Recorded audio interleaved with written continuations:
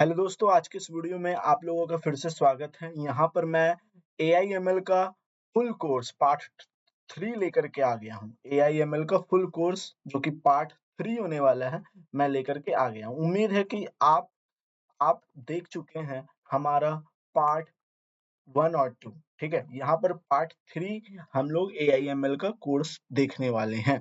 Part 3 में हम लोग क्या देखेंगे? पार्ट 3 में हम लोग जानेंगे डेटा सेट के बारे में, ठीक है? डेटा सेट मैं तब से बोले जा रहा हूँ कि एआईएमएल में डेटा सेट को इम्पोर्ट करेंगे, डेटा सेट के साथ खेलेंगे, डेटा के साथ ये करेंगे, वो करेंगे। आखिर डेटा सेट है क्या? डेटा सेट दिखता कैसा है? भई तू वो तो बता, मैं तो बहुत बिगिनर लेवल का इंजीनियर हूँ, मैं बहुत बिगिनर लेवल का स्टूडेंट हूँ, मुझे बता कि डेटा सेट होता क्या क्या है, दिखता कैसा है? तो यहाँ पर मैं आपको बता दूँ कि डेटा सेट के बारे में हम लोग देखने वाले हैं। डेटा सेट होता क्या है? डेटा सेट होता क्या है? सिंपल मैं आपको बोल दे रहा हूँ, डेटा सेट रॉ डेटा होता है। डेटा सेट और कुछ नहीं, रॉ डेटा होता है। अब ये रॉ डेटा क्या होता है? बड़ा ध्यान समझिए, रॉ डेटा मतलब कोई भी चीज़ जो आपको सीधा सर्वे करने पर मिल रहा है। सर्वे मतलब जानते ही हैं भई, आप 2-4 लोग से जा रहे पूछने के लिए, भई बता तेरे देश में कितना इनकम है लोगों का? तेरे देश में कितना इनकम है लोगों का? तेरे देश में स्टूडेंट कितने हैं? तेरे देश में स्टूडेंट है तो बच्चे कितने हैं? 15 साल के या फिर 15 साल से कम के। तो जो कुछ भी वहाँ पर सर्वे लेने पर आपको मिल रहा है, ऐज़ इट इज़ आप लिखते जा रहे हो कॉपी में, उसी को रॉ डेटा कहते हैं। तो यही डेटा सेट को अब हम लोग इसको क्या करेंगे, थोड़ा ऑर्गेनाइज़्ड करेंगे, ठीक है? थोड़ा ऑर्गेनाइज़ करेंगे। यहाँ मैं लिख देता हूँ, नहीं तो फिर बोलेंगे कि भई तू तो ऑर्गेनाइज़ कर दिया। थोड़ा हम लोग क्या करेंगे, डेटा को ऑर्गेनाइज़ करेंगे। कैसे करेंगे वो सब आज के इस वीडियो में मैं आपको बताने वाला हूँ कि कैसे ऑर्गेनाइज़ किया जाएगा। तो डेटा सेट क्या होता है आपको पता चल गया। अब यहाँ पर अगला स्टेप में हम लोग क्या करेंगे, creating the creating the data set. हम लोग यहाँ पर डेटा सेट को क्रिएट भी करना सीखेंगे, ठीक है? हम लोग डेटा सेट तब से सुनते हैं या फिर बहुत सारे कोर्सेस में आपको मिल जाएँगे data set as it is. यहाँ पर मैं आपको खुद से क्रिएट करके उसके साथ खेलना सिखाऊँगा, ठीक है? क्रिएटिंग द डेटा सेट ये हमारा आज का इस वीडियो में मेन मुद्दा है, क्योंकि ये भी जानना बहुत ज़रूरी है, क्योंकि आपको बना-बनाया डेटा मिल जाता है, आप उसके बारे में बैकएंड में कोई इन्फॉर्मेशन रख नहीं पाते हैं, आपको फ्रंट एंड का इन्फॉर्मेशन मिलता है, आप सोचते होंगे भई ये क्या भला चीज़ है, उसके साथ हम लोग खेल रहे हैं।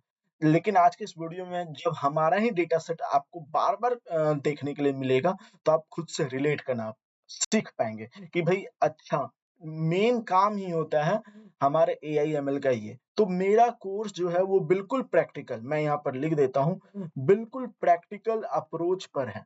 प्रैक्टिकल अप्रोच पर हमारा ये कोर्स डिज़ाइन होने वाला है, ठीक है? कैसे प्रैक्टिकल अप्रोच पे ये कोर्स डिज़ाइन होगा?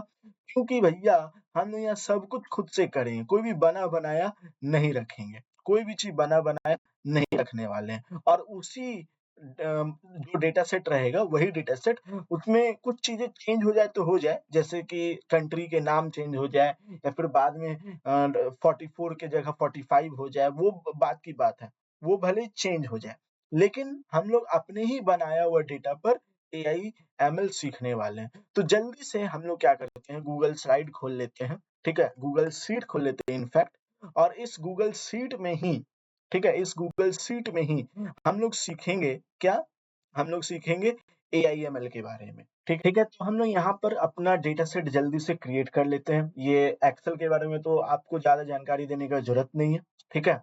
जल्दी से हम लोग डेटा बना लेते हैं। पहला हम लोग का यहाँ पर जो भी रहेगा वहाँ वहाँ स्टेट का नाम रहेगा, ठीक है? हम लोग डेटा सेट बनाने के इस बारे में वाले हैं।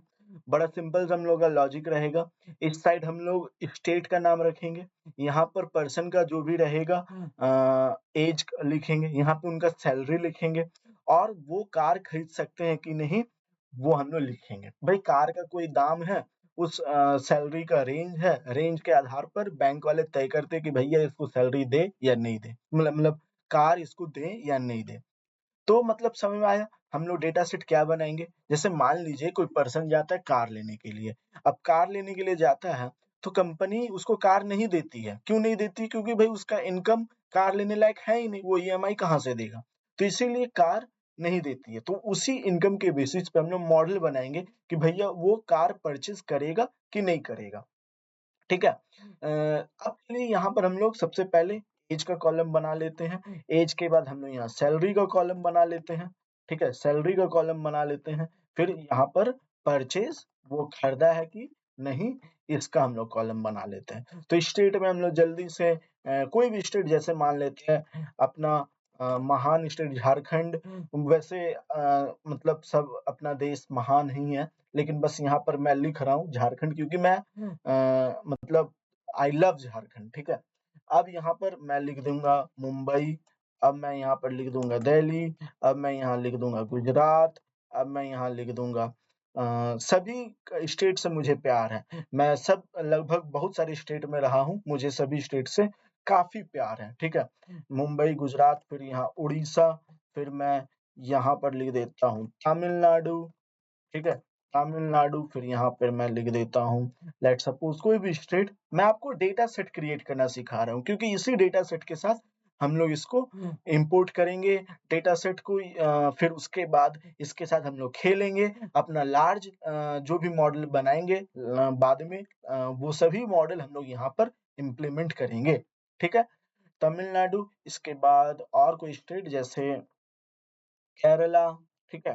केरला, फिर यहाँ पर मैं लिख देता हूँ अरुणाचल प्रदेश, अरुणाचल प्रदेश फिर मैं यहाँ पर लिख देता हूँ अरुणाचल प्रदेश के बाद वेस्ट बंगाल, वेस्ट बंगाल आप लोग प्लीज़ कमेंट कीजिए आप किस स्टेट से हैं, ठीक है?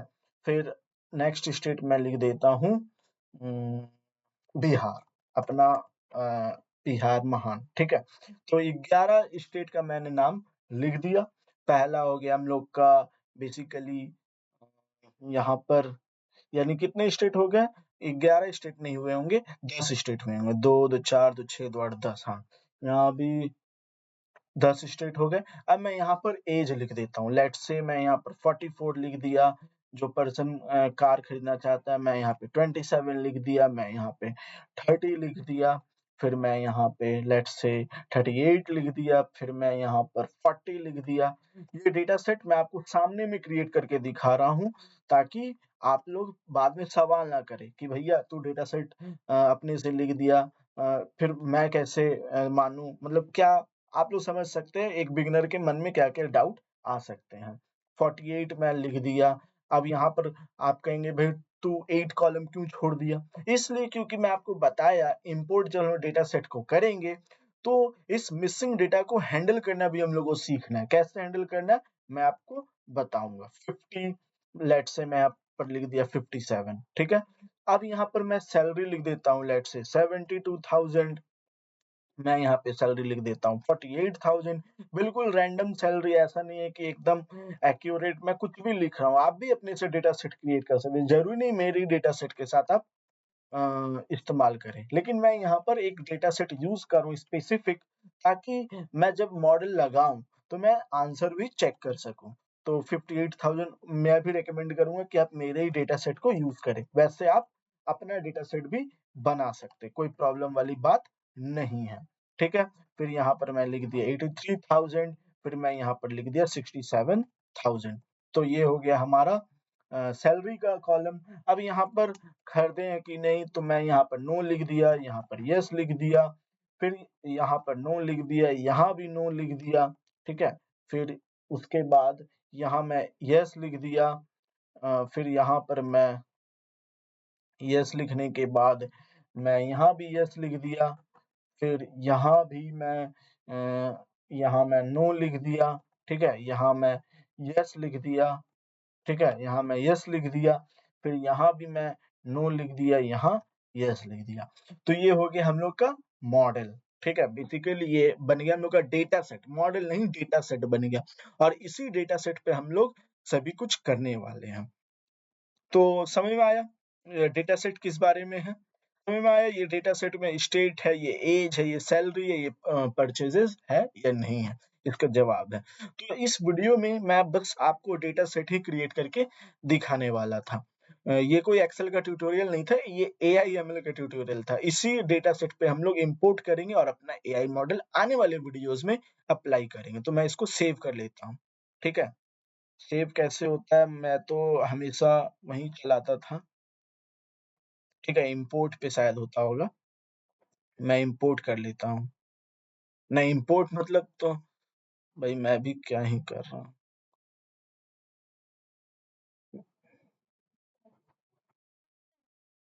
मैं इसको डाउनलोड होता है शायद, ठीक है? तो मैं यहाँ पर जो भी वैल्यू मतलब जो भी अप्लाई करूँगा, वो डॉट सीएसवी मॉडल पर होगा, ठीक है? कॉमा सेपरेटेड वैल्यूज़ पर, ठीक है? डेटा सेट याद रखिए, आप सेव कर लीजिएगा कॉमा सेपरेटेड वैल्यूज़ में। यहाँ तरह-तरह की चीज़ें दी हुई है, मैं यहाँ पर सीएसवी फ़ाइल का ही यूज़ करूँगा। तो आप भी इसी सीएसवी फ़ाइल पे डेटा को इम्पोर्ट कर सकते हैं। तो ये हो गया हम लोग का तैयार डेटा। तो मैं इसको मेरे पास एक्सेल था नहीं, यही कारण है कि मैं गूगल शीट का यूज़ किया। लेकिन अब ये यहाँ पर डेटा को ऐसे खोल के दिखा रहा है लिब्रे ऑफ़िस में। मैं इसका यूज़ ज़्यादा करता नहीं हूँ, फ़ैमिलियर नहीं हूँ इस टूल के साथ, ठीक है? तो ये कुछ हमारा लिब्रे ऑफ़िस ने इस तरीक़ा से डेटा को दिखा दिया, ठीक है? मुझे लगा वो उतने ही छोटा तक दिखेगा। लेकिन थैंक गॉड ये बड़ा भी हो गया। तो ये मैं कभी यूज़ नहीं करता हूँ लिब्रे ऑफ़िस का, ये पहले से ही हमारे सिस्टम पर था। तो ये हो गया हमारा डेटा सेट। तो इसी डेटा सेट पे हम लोग अपने मॉडल अप्लाई करने वाले हैं। तो आज की इस वीडियो में बस मैं यही बताने वाला था, डेटा सेट कैसे मैंने क्रिएट किया, एक्सेल का कोई ट्यूटोरियल नहीं था, एआई/एमएल का ही था। तो आज के लिए बस इतना ही। Thanks for watching this video.